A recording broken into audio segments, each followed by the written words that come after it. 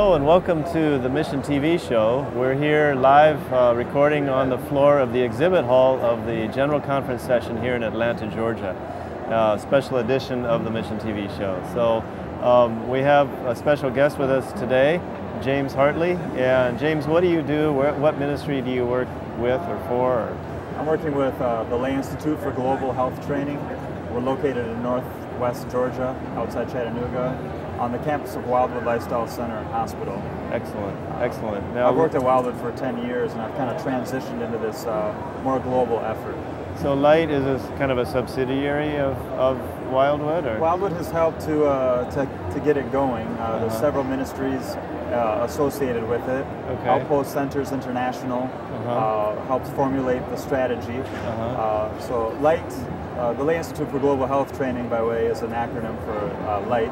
Okay. And Light is a strategy more than a school in one location. We're helping to foster schools around the world to spread, to teach Seventh-day Adventists how to use the right arm of the gospel, spreading the Three Angels message.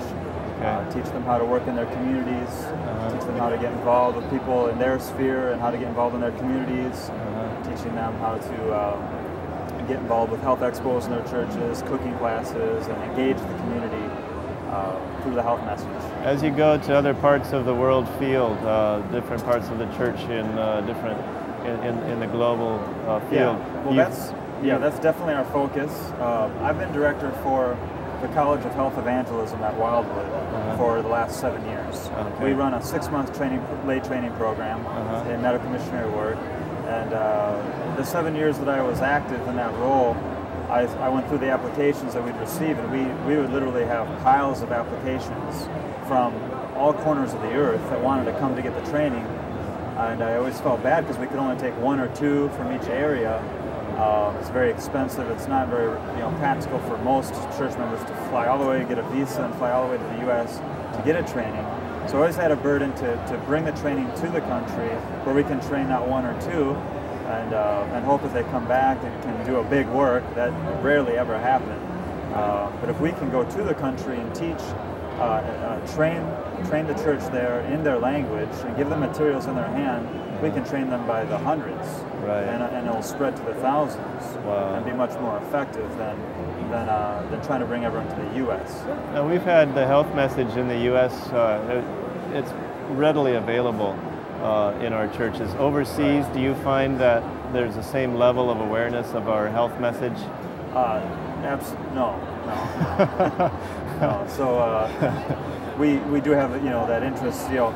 Ellen White in 7th volume of the Testimonies, page 62, she said, "We've come to a time when every member of the church should be involved with medical missionary work." She used the medical missionary term in a very broad sense, that we are to work like the apostles work, like the 70 work that went door to door and ministered to the needs of people and even healed the sick and prayed with people. They weren't physicians, the Lord was working miracles through them, but we've been given a message of health as a church, and we can share so much to help alleviate pain. And when we minister in that way, it shows that we care about them, and we're not just trying to tell them that we know the Bible more than them, and they need to understand the truth of the Bible, but we show them that we care about them, and that's how Christ works. So yeah, we're trying to raise the awareness level in the foreign field, because if every member is to be a medical missionary, the truth is that most of our membership does not know what medical missionary work is. And if they do find out what it is, there's no training available to them, even within their whole union. So the average member in a foreign country is not taught the health message, even if they go through school, Adventist schools. Largely not. Largely not. I know one country that if you're a vegetarian, you're considered an offshoot. Yeah, it can get to that extreme. There are countries where 90+% of the membership are not aware, eat meat, and are not really aware of the health message. They're not trying to do it. I don't believe they're not in rebellion, but they just are unaware that there's dangers with that, and there's counsel that the Lord has given to us to protect us from sickness and to give us this tool Because if we grasp it, we live it, we'll shine as better lights in our community, and we're not trying to jam it down people's throat and tell people what to do, but if you approach it in a loving way, it's really the best way to draw people into the message, the gospel. Right. And in some countries, like in India, Hinduism, they consider all Christians to be kind of lower because they eat meat. That's right. And so when we bring in our health message, then that elevates the gospel in their eyes. For sure. It definitely helps us in our witness to Hindus and Muslims. Muslims are, they don't eat the unclean meats. Right. A good Muslim anyway would not smoke and drink and eat those pork and so forth. So, and they kind of look down at the heathen country, of the U.S. and the practices. So the health message does separate us, does help us stand apart from the other denominations in their eyes. Now, you've been doing this how long, the light? Light for 3 years. 3 years. And this last year, how many training seminars did you do overseas? Collectively, we conducted 41 one-month training courses. Wow. And trained approximately 700 individuals. And most of the training of these individuals were Bible workers and pastors and people that would then share? Yeah, there's a mix. Okay. Some were pastors, Bible workers. Probably a larger majority were just church members that wanted to learn how they could get more active in their congregations. And then, what's been the response to these seminars? Well, I mean, work is kind of springing up. The 1 month we don't preach that this is the full training that you need. It's kind of an introduction, but it's just give them a taste. It's compact though. They get a lot. Most of them probably only got some Bible studies before they became Adventists. In the foreign field, you have a lot of new converts coming in by the thousands. In India, for example, Philippines, there's baptisms where we have thousands of members coming in. After maybe an 8 or 10 day seminar. Yeah, it can be. It can be that short. Yeah. Maybe at the most 14, lectures and some house visits.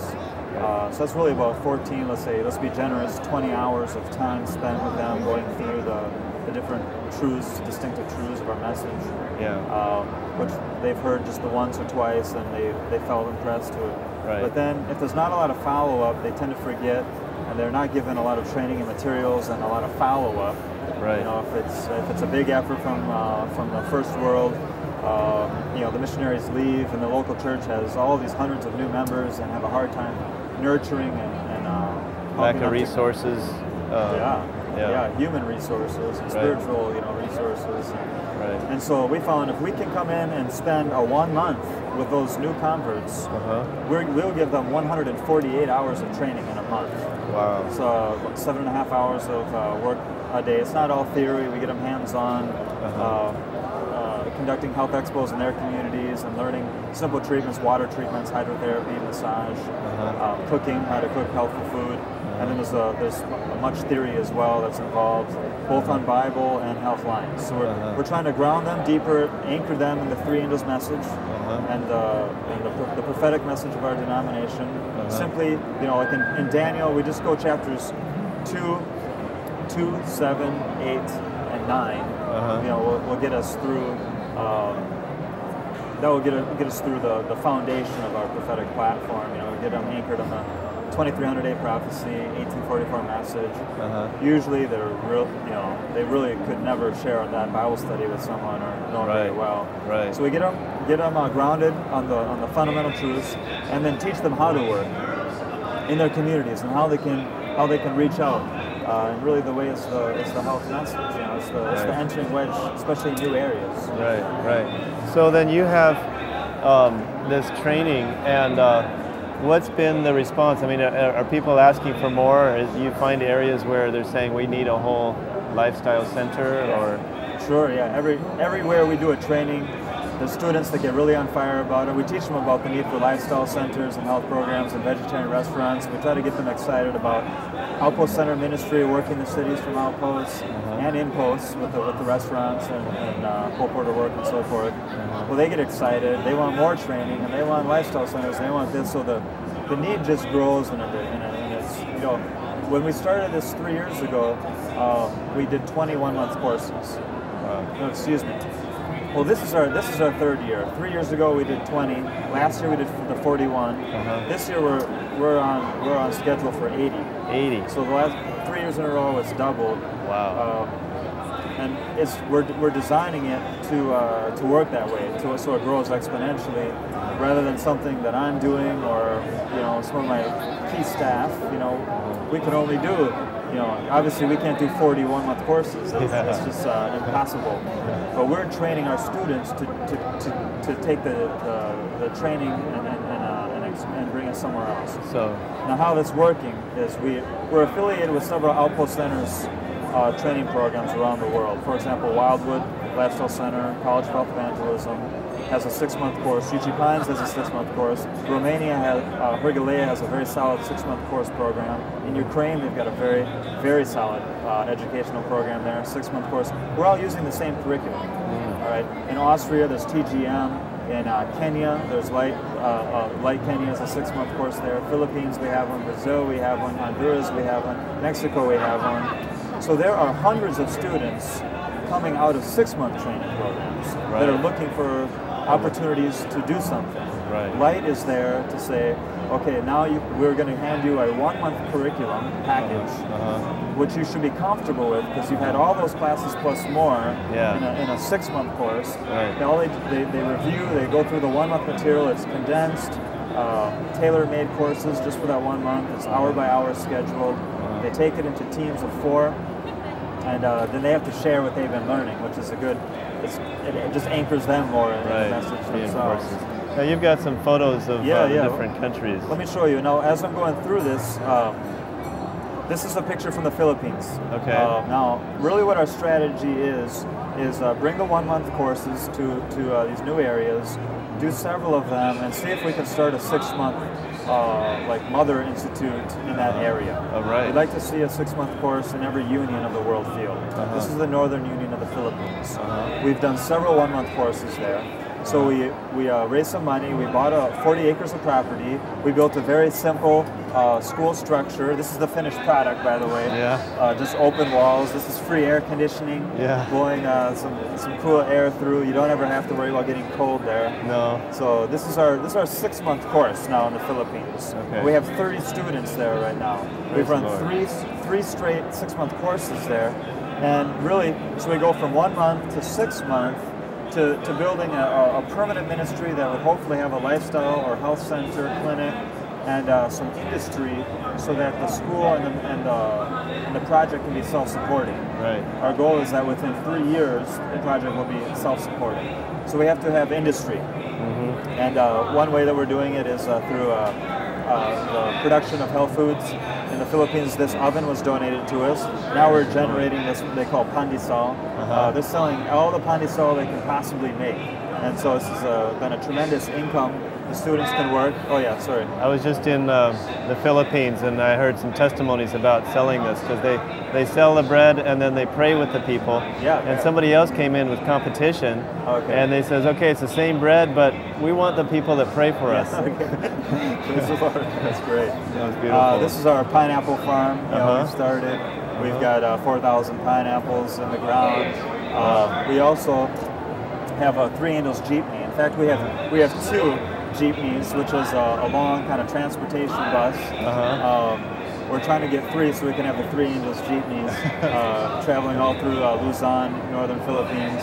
Nice. These jeepneys we're using to deliver, we're making soy milk, tofu, a soy pudding, and we're making the pandesal bread.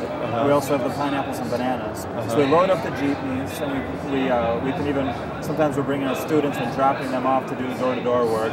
We'll deliver all of our food, sell all the food, and then on the way back, it's a transportation, so we're giving people rides. And we're known as the missionary jeepney in the area, and it's just a big witness. And then we're able to transport our students so they can get out, visit churches. We do weekends, we do evangelism crusades. We've had dozens of baptisms. The pastors in the area are just loving it. The conference is fully supporting us. They're wanting us to do more. So we're getting more invitations. Now we have 2 properties donated to us in Central and South unions. So there's 3 unions in the Philippines. That would get us at our goal. We want to have 3 institutions running. And those would send out the 1-month courses. So the students go out in teams doing church trainings in other areas to do the 1 month courses. So the whole church gets the awareness of how to spread the message. Praise the Lord. So that's an example of the Philippines. But this also is working in the first world. We just conducted our first Health Expo in Japan. These are our Health Expo banners. We were able to translate them. We weren't able to get them culturally sensitive yet. We're working on that. But these are some beautiful banners that we've designed through. We're working with Charles Cleveland with HER Resources, Health Education Resources. He's one of our board members of Light. And this was the first Health Expo in Japan, and the conference health director came to see it himself. He was thoroughly impressed. It was done in a shopping center, a mall, and there was a good response, and they want to do them all through Japan now.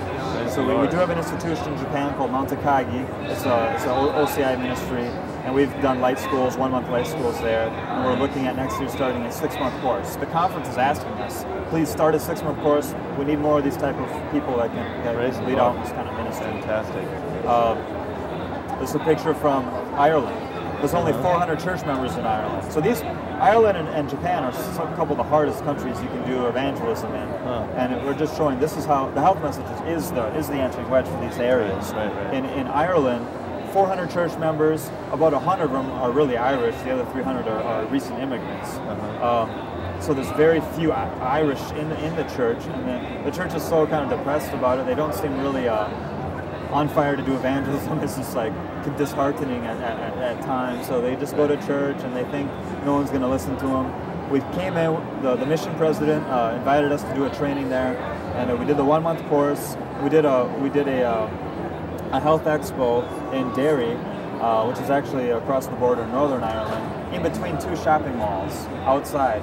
We had over 100 people that came through it, and we're really impressed. They never heard of Seventh-day Adventists. They go, who are you? Who are you guys? Where's your church? And we even had 2 people tell our church members, like, we're going to come and visit you at church. The church members were just elated about it. They've never had any kind of response like that. So we're just excited to, this lady obviously was just, this is our missionary, Frida. She helped organize the whole thing. And it was just a blessing. So in England, this is all part of the British Union. All right. So we first worked in Ireland because that's where the invitation was. We invited the British Union Health Director over, Sharon Platt McDonald. She loved it. That was her first health expo. She was counseling at this expo. And so she invited us over to England, and then she hired one of our graduates as a permanent health expo coordinator for the BBC. Fantastic. And so we did let's see if he's in the, okay, I think he took the picture. This is his friend Darren. They're both from England. Neil and Darren are working full-time now and doing health expos. Well, Darren's also in nursing school at the same time.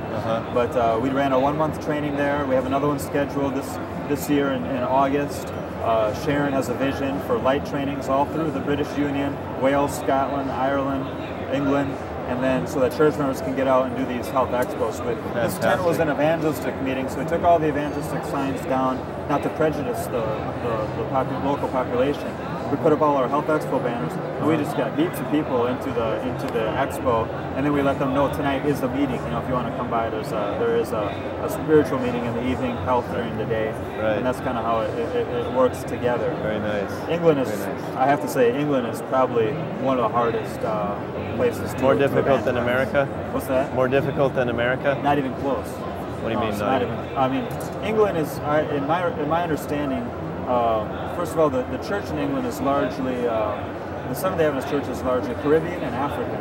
There's very few British people, Caucasian British in the church. Right.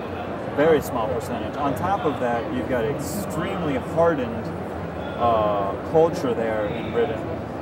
Very much against Christianity. They've had Christianity for centuries. Yeah, they rejected. Yeah, the Reformation was huge in England, but when they rejected it, secularism just grew abundantly. Secularism and atheism is and spiritualism is largely prevalent, and I'd say it's got to be one of the hardest cultures to reach. Wow. And so America's easy compared to. America would be considered very easy compared to. I've heard people say, America is our biggest mission field in the world, and I'm wondering what, probably because they're in it. Yeah, they haven't probably been to, England and Ireland and Japan, those are pretty hard places. In France, I talked to somebody yesterday. France, yeah. France is a tough place. Italy, these countries are much harder. They're gospel hardened. Right. 10% of the population goes to any church in any denomination. America is still very much more Christian than most of Europe. Wow. I have to say Europe is tough. Moving on, well, okay, Italy.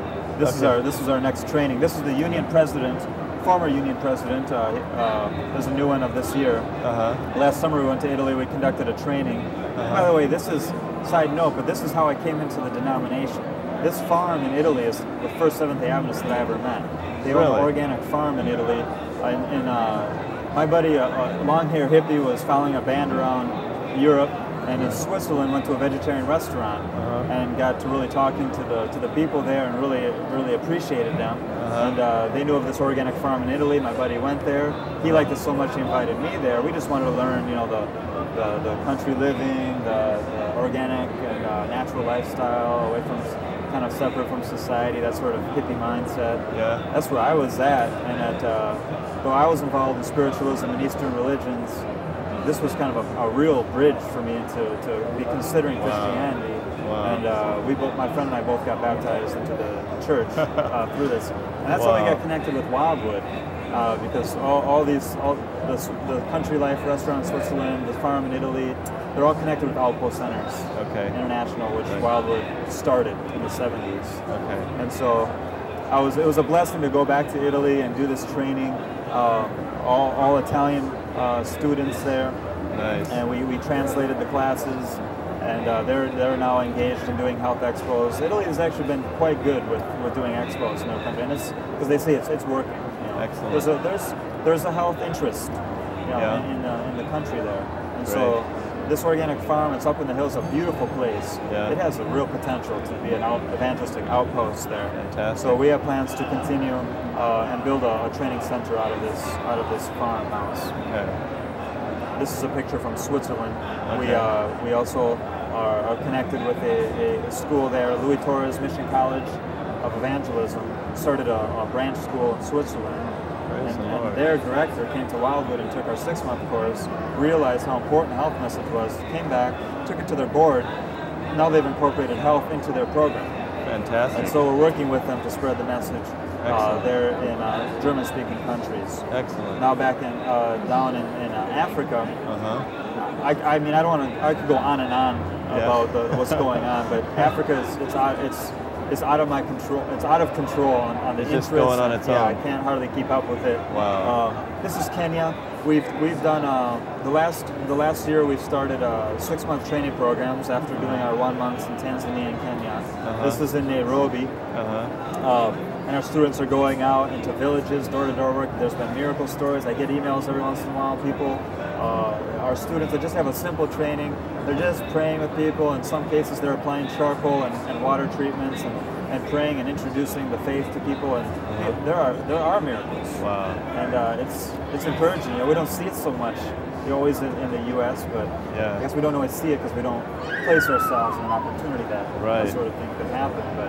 But God is still in the healing business. And we have in this conference here we've already organized courses with Keith Mosier and Congo Frontier Missions. We already have a team down in South Africa working, doing 1 month schools all throughout South Africa. Excellent. Zambia is another story.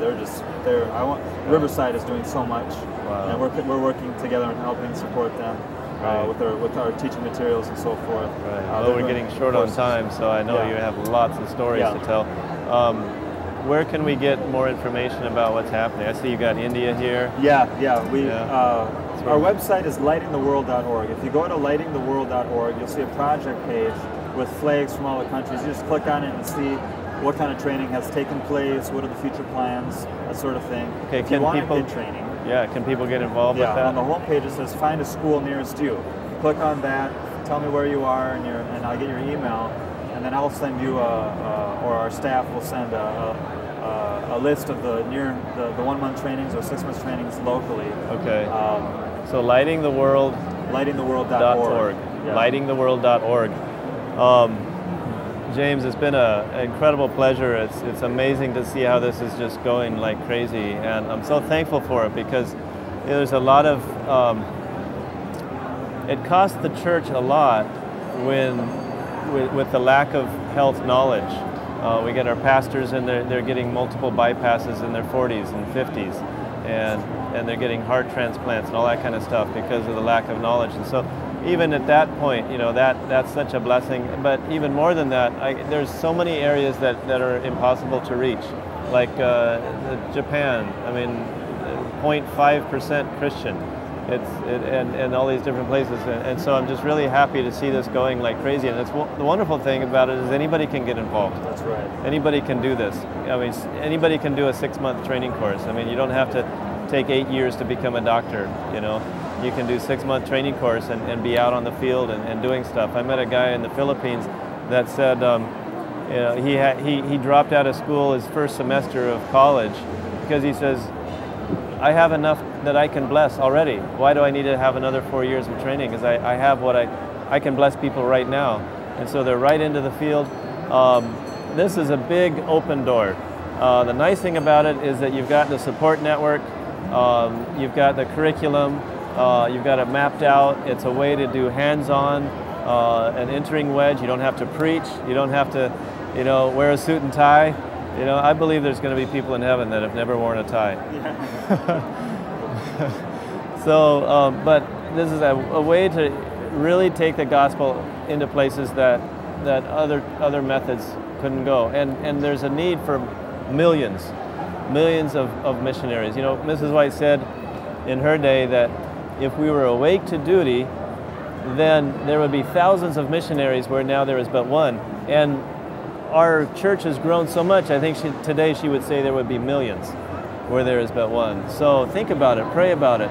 Lightingtheworld.org, tremendous resource, tremendous opportunity. Thank you, James, for being with us today. Thanks, man. And God bless your ministry. I know that you'll at least pray. I think that you could probably use some donations, some financial support. Oh yeah, of course. For all these, you know, the traveling overseas. Your organization has actually trained some of our Jesus for Asia Bible workers, and it's been a tremendous blessing. So where's that? In India. In India, that's right. Desperate need for Bible worker training in these third world, in a lot of these countries. They don't have the resources to train them. They just don't have, and they don't have the material. And so please pray for Light Ministries, lightingtheworld.org. Go to their website, see if you can get involved, or maybe one of your friends or nephews or relatives might be interested in doing this. Do you have an age limit? No. No age limit. So lightingtheworld.org. Thank you so much for joining us here on Mission TV Show on the floor of the exhibit hall here at the 59th General Conference of the ASTA Church. God bless, and we'll see you too. Thank you. That's good. That's awesome. I'm glad I got to meet you.